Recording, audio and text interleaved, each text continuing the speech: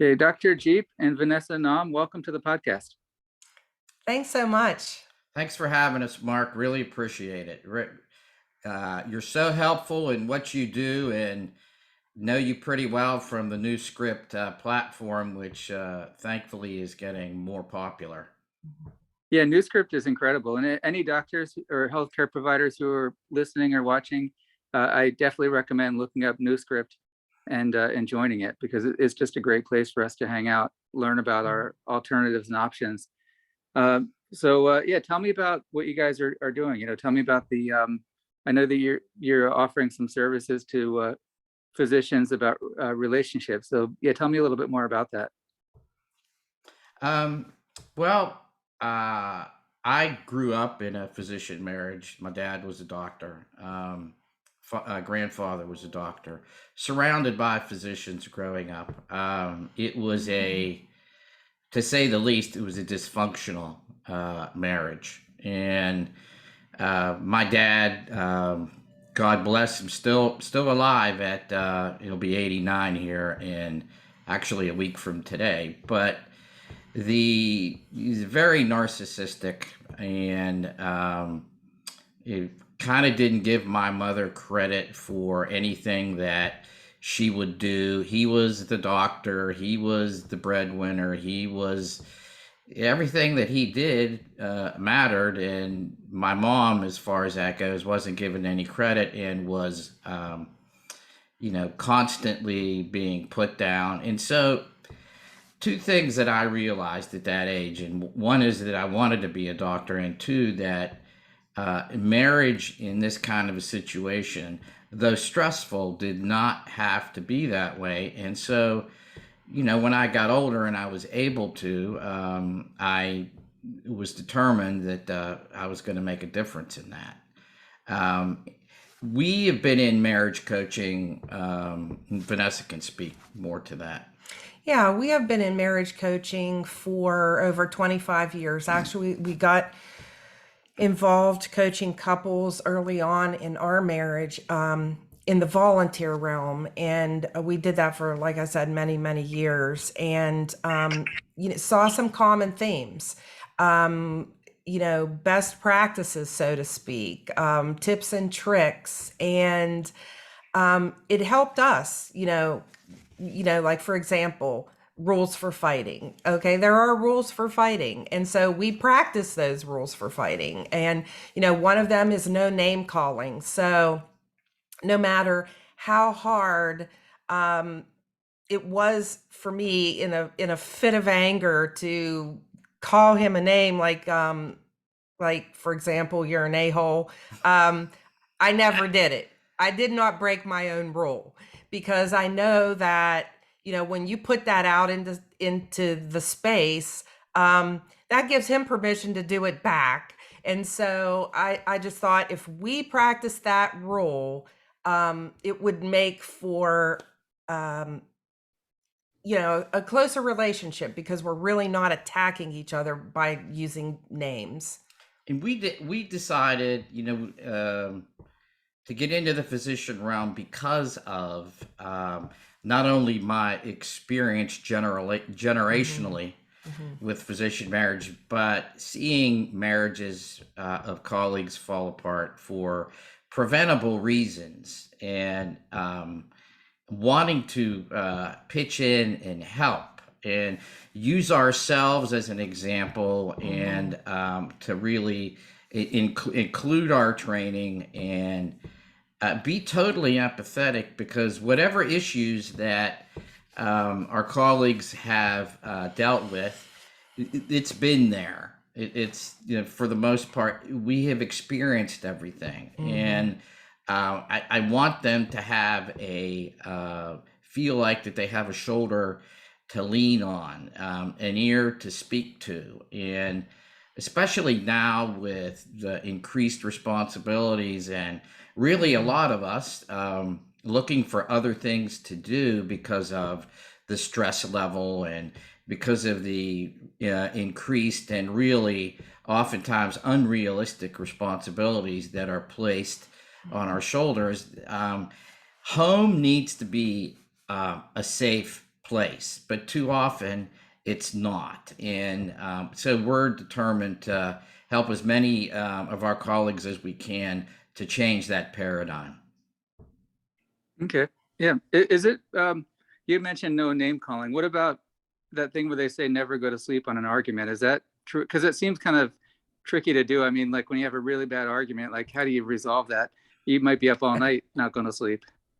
I totally agree with you because I'm the type that when I get really, really angry, I can't talk. I have to cool down. And Jeep is the opposite. He will stay up all night to argue the point.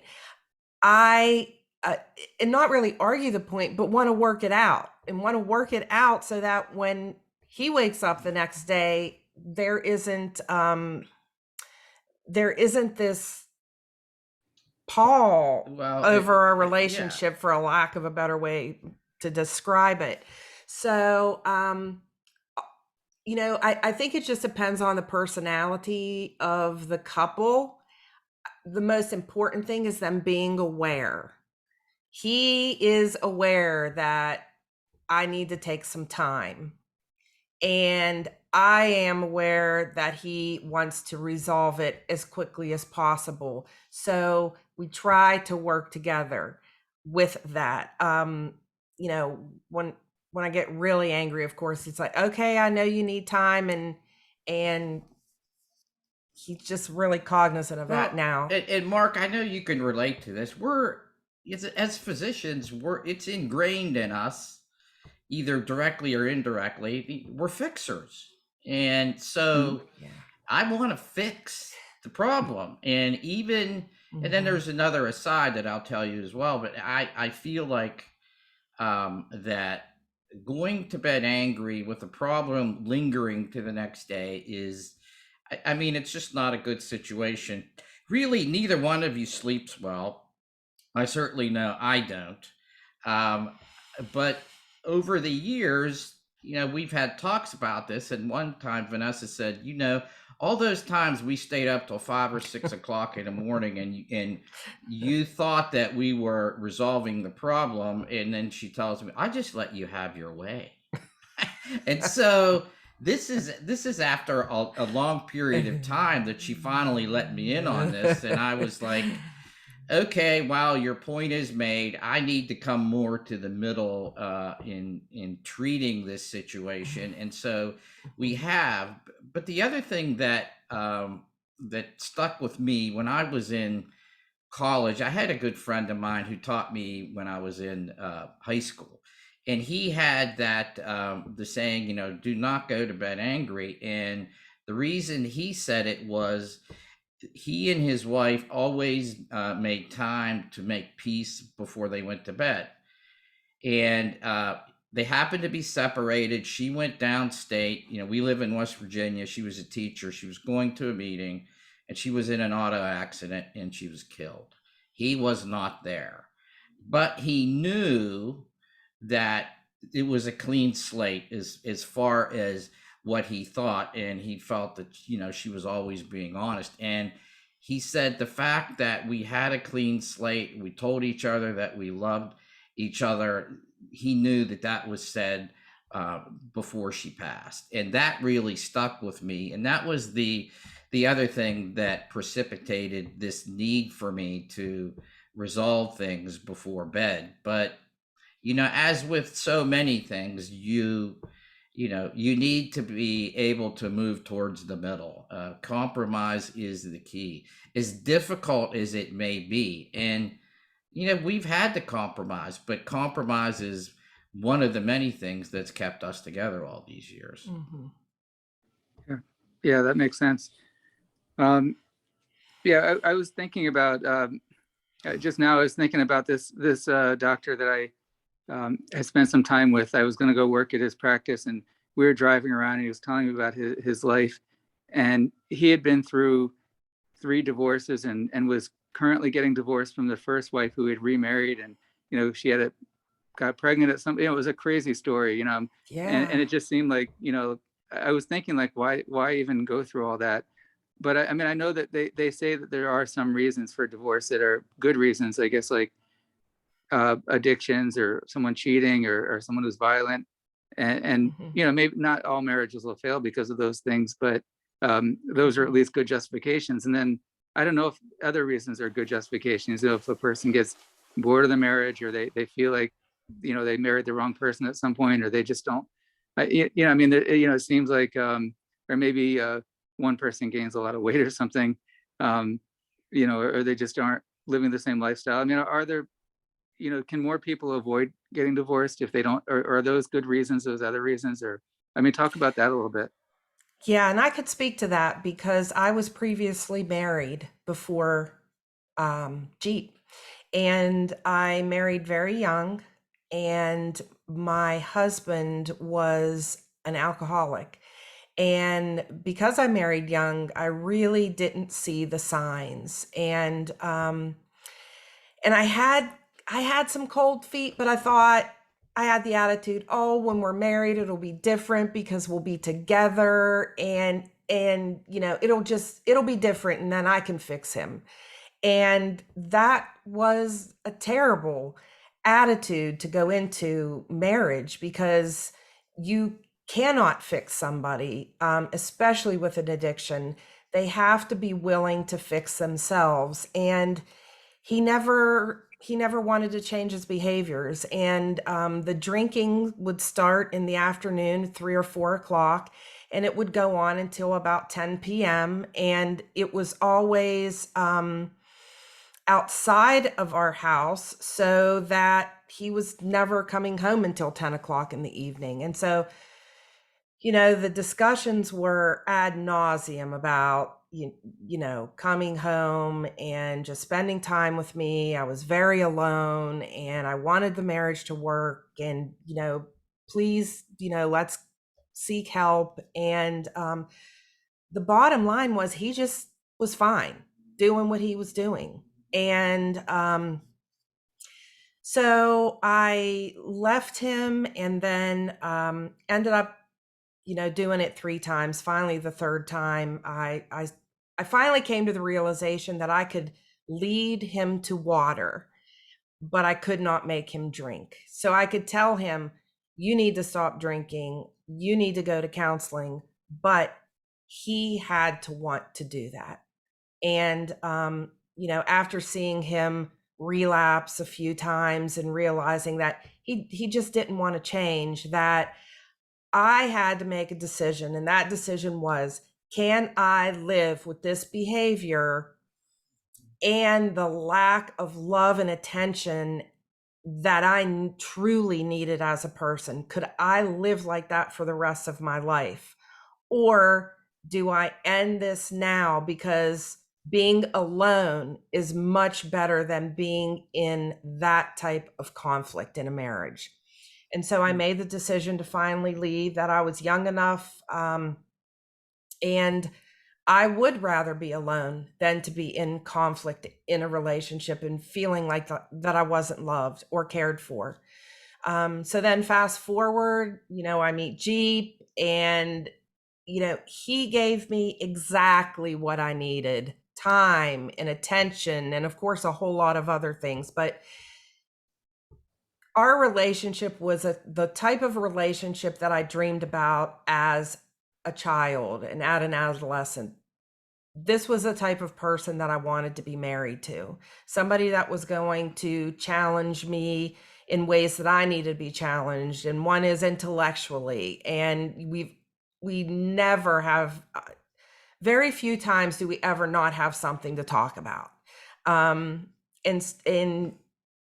you know, it's just so fulfilling. I'll dovetail with that, Mark, and say that, you know, your question was about, you know, are there things that precipitate divorce, and them being good reasons, and certainly not to pass judgment on the gentleman that you were Mhm. talking to, but if he got divorced 3 times, there are things that he didn't settle with himself, going from one marriage to another. And Yeah. if you're not self-aware, and you really don't know what you want, in in a relationship, and you and your spouse haven't talked about that, it's just going to be very difficult for it to work. So uh, a lot of things can be detected by good communication before you get married. Like Vanessa said, she knew that her ex-husband had a an alcohol problem.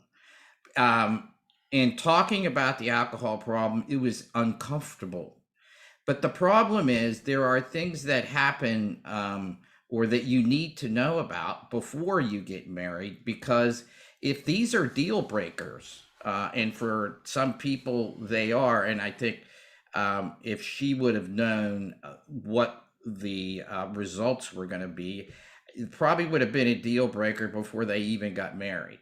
And so those things happen. And if you don't have substantive discussions before you get married and think that things are going to change, um, they're not. After the honeymoon period is over, and all the, all the hormonal bliss, that all of that, and when that's over and real life slaps you in the face, and these problems are still existing that you did not address before you get married, it becomes so much worse. And the sad part about it is that it could have been preventable, and it's something that we see, and it's irregardless of of what your education is. People think we as doctors that we know everything about so many things, but there's a lot of things that we don't know. You're And human too. we're human, You're human and too. this kind of thing isn't talked about. I know when I was in training, they don't talk about potential issues that you're going to have with a partner or a spouse. And so we go into training and work basically unprepared for a lot of this. And so we see this, we direct couples in the right direction. I'd like to speak to your audience now and just say, for those folks that, have been married and divorced a few times, what comes to my mind is understanding that there are stages in marriage, and that early stage when the hormones are flying and the love and the bliss, that does not last long. It's about 2 years into a relationship. And then, you just settle into that relationship. And so I think there are some misconceptions. And the misconception is you're always going to feel like you do about that person and have that hot romance period throughout your entire marriage. And that's just unrealistic. And it is a misconception. So what we do is we teach that there are stages of marriage, and what each stage looks like, and how we went through those stages, and just share our story. So we're here to teach and to model behavior, model healthy behavior, and of course, just Being empathetic. Yeah, being empathetic and being the folks that docs can come to confidentially, and feeling like they're understood and that we Yeah. get them. Yeah. When you're talking about the alcoholism issue and the man's refusal to change, or he wasn't interested in changing, it reminds me of, the stages of recovery. The first stage, which I find to be the most interesting, the pre-contemplation, where a person is not ready at all to give up their addiction. And there's different kinds of addiction, not just substance addiction. There's gambling addiction, there's food addiction, which kind of it relates to what I said about, one person gains a lot of weight and they just refuse to lose it, or they can't lose it. And then there's work addiction, which is kind of like something that is pervasive in our society, and people don't really recognize it. And that could be an issue with a lot of physicians, I imagine, where a spouse might say, I never see you. All you do is talk about work. All you do is focus on your work. You're too tired to deal with anything else. And, you don't have to do this job. We could live with less money, less fancy cars and whatever. And we could live a different lifestyle with you not working as much or doing that same abusive job. But maybe that person isn't ready. Maybe they're just addicted to their work, or they're just not ready to give up that lifestyle. And, I can see that as, just like a person making the choice of like, let me go get some help for my drinking. Let me go get some help for my work problem. I need to change what I'm doing. And it's a phenomenal statement that you just made, and really it is. It's a work addiction, and um, are these things that we have in mind as goals, these material goals, are they really in the long run really that important? When you, and I've said this before, when you're at the twilight of your life and you're looking back on the things that are most important to you, are you gonna be depressed because you bought a BMW rather than a Maserati? Or are you gonna be depressed because you belong to the country club and you didn't win the golf championship? No, what you're gonna be have regrets about are the relationships that you didn't put the time into and wish that you have. And I just, I've seen it in my own family. I've seen it in other families, and it's just tragic to see that. And seeing patients essentially on their deathbed, and what are they talking about? What are they speaking about? Seeing, yeah, that's a very good point. Seeing that too. Yeah, I wish that I would have done this. I wish that I would have done that. And unfortunately, and as doctors, we're not the only ones that have a problem with this. I think as society in general, we're so materialistic and want the best of this and that, and there's no vision about where you're going to be at the end of your life when there's nothing that you can do about those things that are now gone. And that's another thing that we coach, as you said. Is it better to live a moderate lifestyle, have a reasonable car, make sure your kids are educated? They don't have to go to the best school just so the education is good. Do we have to belong to the country club? All of these things, and try to have them use that vision before it's too late. And what we work on is our needs and wants. What are your needs? Do you even know what they are? Yeah. And what are your wants? And just take a break from where you are right now and go back to who you were before you started down the medical path. When you met your spouse, what was that like? Why did you fall in love with her, him? And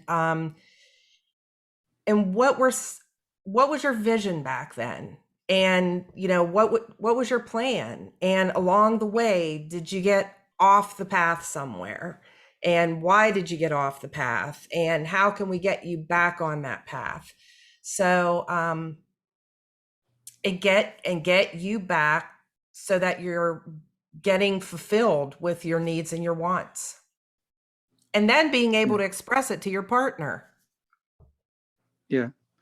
Yeah. And I think what you guys are doing is incredible, because I think the medical education system, they really select for those people who are predisposed to work addiction, and they get caught up in that, and they foster it, they promote it. Yep. No one ever says, you're working too hard, you need to take it easy. It's like, no, work harder, do more work.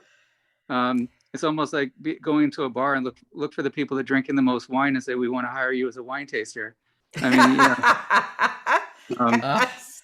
Well said. And that's why, we see so many of our colleagues fleeing the profession. Is there besides amongst ourselves, is there really an effort upon the higher ups to really try to understand that? And it's like, no, there isn't. So a spot goes unfilled, you know, we have less staff to deal with more intense issues.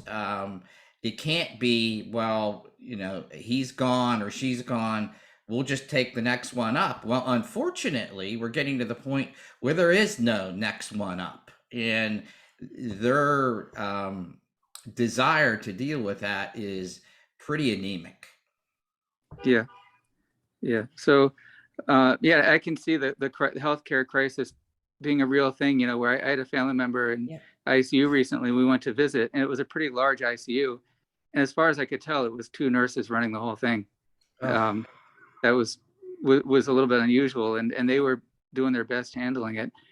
But anyway, yeah, let me get to yeah, tell me more about, like, how can a person get in touch with you if they're interested, a doctor, a doctor's wife, or a doctor's husband, Mm-hmm. you know, someone that interested in your service. Yeah, absolutely. Go to our website, and it is bestfriendsagain.com. So it's bestfriendsagain.com. And how that name came to be is we watched our daughter fall in love, date her husband, you know, and watched what that looked like. And, you know, from our coaching in the past, we see that. So that's the first stage of the relationship. And I thought, what are the qualities in that relationship? And what I saw was they were best friends. They want to be with each other all the time. They're talking, you know, he was so conscious of how she was feeling, what she was saying. She was the same way. It was reciprocal. And I thought that's it. They had a friendship there, not in addition to their loving relationship, of course, but it was a genuine, caring friendship. So I'm like, that's it. It's best friends again. So that's how we came up with the name of the business. But so go to our website. We have a relationship needs questionnaire on there. So it would be a way for them to take an inventory, so to speak, and see, you know, what are some of these problems that I may be having, and am I a good candidate for coaching?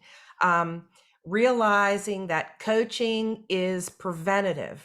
It, you know, this is not therapy. We are preventative, teaching, like I said, tips, tricks, best practices, our wisdom from a 30-year marriage.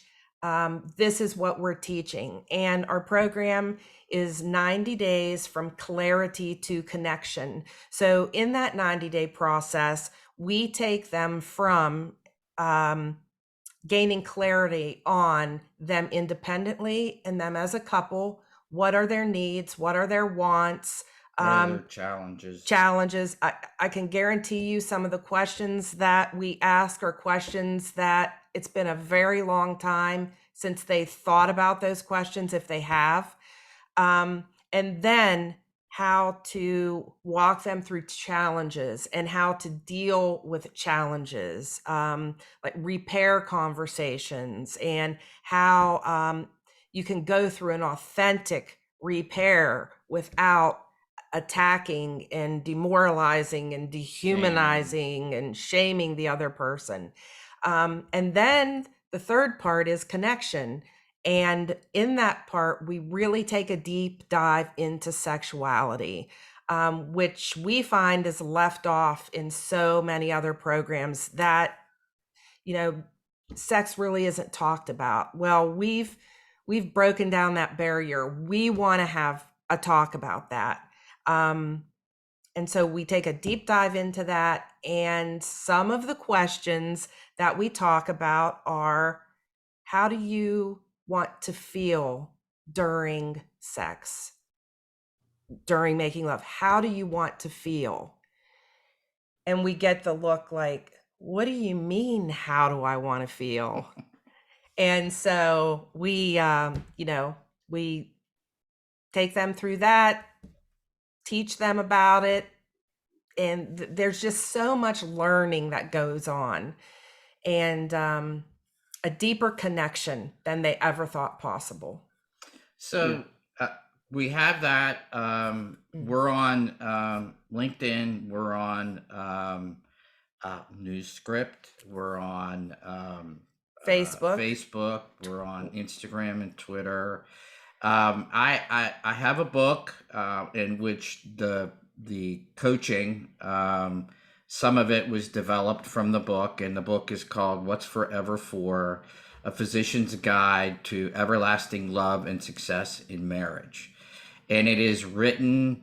My idea when I wrote the book was I looked at it as if a patient of mine was sitting right in front of me. And after all, as physicians, we're coaches, and so I wrote it in that kind of vernacular. Doesn't matter about educational level, socioeconomic background. There's something in this book for everybody, and it's not only good for marriages, but it's good for relationships in general. So we also have that it's available on our website and in Amazon. And there's an area on our website that if you want a free chapter of the book, you just get on the website, scroll down, click on that, and you get a free chapter of the book. And it deals with communication, especially when communication has been difficult. So.